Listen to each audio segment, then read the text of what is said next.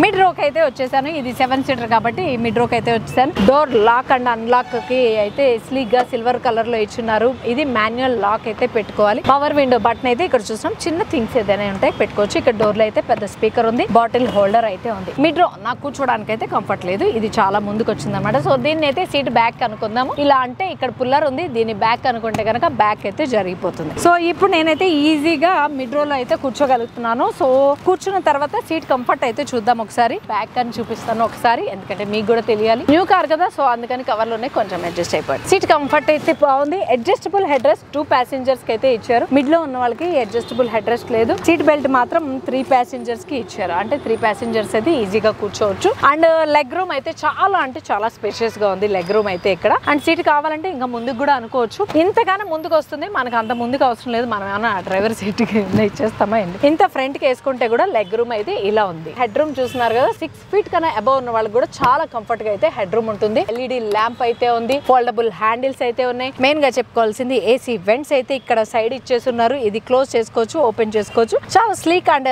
Standing position లో AC vents అయితే ఉన్నాయి. చూస్తున్నారు కదా, బోత్ సైడ్స్ కూడా ఏసీ వెంట్స్ అయితే ఉన్నాయి. ఇక్కడ చూస్తున్నాం 12 volts charging slot. Magazine pockets అయితే ఉన్నాయి. మిడ్ రో కంఫర్ట్ అయితే ఇలా ఉంది.